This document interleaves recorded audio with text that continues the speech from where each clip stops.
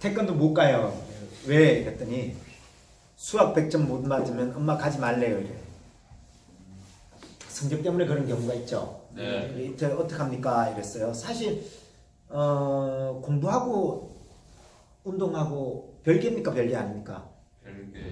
별개가 아니죠. 운동을 잘하면은 저번에 얘기했잖아요. P3라는 뇌파 진폭이 그래서 공부를 오히려 더 잘한다고. 그죠? 네. 그러면 엄마들이 지금 이제 아이들한테 얘기하고 싶은 건 뭐예요? 이 현실 사회가 만들어 놓은 성적 위주의 그 월등함을 되게 이렇게 하고 싶은 거죠. 왜? 공부를 못하면 좋은 회사를 못 들어가니까. 지금 그런 데 굉장히 커져 있는데, 이럴 때는 우리가 갖고 있는 게 뭐냐면요. 운동하면 좋을 게 뭐가 있는지를 여러분들을 알고 계셔야 돼요. 자, 첫째, 학업에 지친 스트레스를 해소할 수 있잖아요. 그죠? 네, 스트레스를 해소를 해야 돼요. 우리 인간은 스트레스를 해소해야 어떻게, 저도 이렇게 글을 쓰다가 힘들 때 잠깐 한 바퀴를 돌고 와요. 그럼 거기에서 더 좋은 영감을 얻어내고, 그리고 딱 시키고 오면 되게 공부가 잘 되거든요. 우리가 보통 그래요. 운동을 한다는 건 우리가 유선성 운동을 좀 하고 이러면 진짜 뇌파 진폭이 커집니다. 그래서 우리가 이 유런들이 굉장히 이렇게 뭐예요? 활발히 이렇게 잘 된다 이렇게 보시면 돼요. 그래서 심리적인 압박을 굉장히 해소를 할 수 있습니다. 그래서 이 엄마한테는 사실은 그랬어요.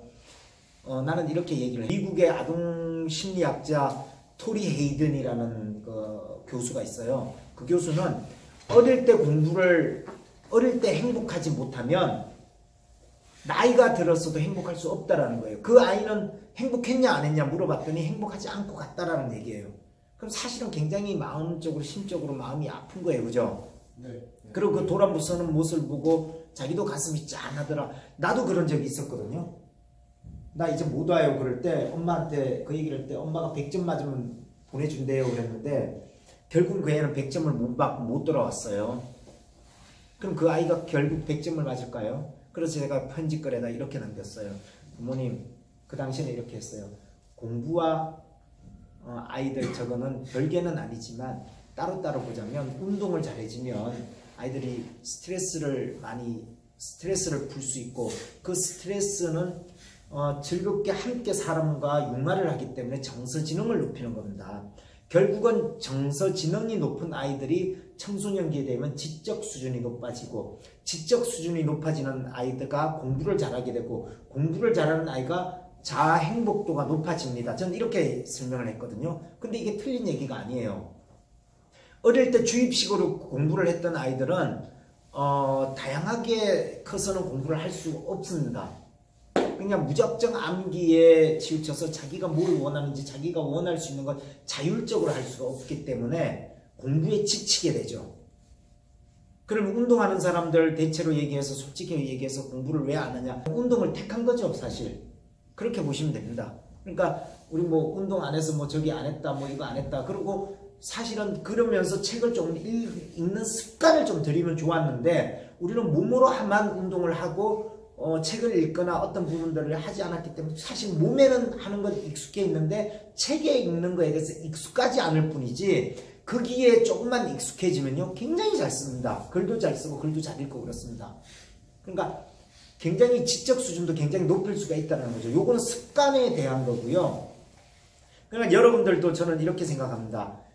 여러분들도 자녀가 있는 분들도 있을 거예요. 그러니까 결국은 공부를 지향해라. 지금 행복하지 않은 사람이 미래에 행복해라. 그리고 지금을 위해서 헌신하고 미래에 투자를 해라. 뭘로? 공부로. 그러면 과연 이 공부가 누구를 위함입니까? 라는 거죠. 이게 아이의 행복을 위함입니까? 자녀의 행복을 위함입니까? 직장에 들어가면 누가 행복할 것 같아요? 물론 두 사람 다라고는 얘기할 수 있겠죠. 그러나 제가 얘기하고 싶은 건요, 그 경쟁사의 잣대로 계속 보자면 세상에 행복할 사람들은 없습니다. 했다라는 거죠.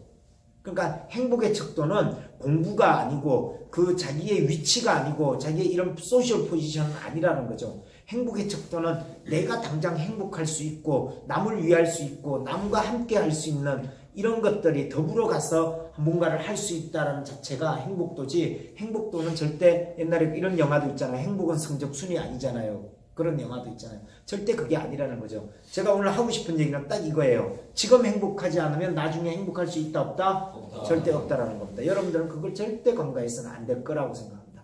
이상입니다.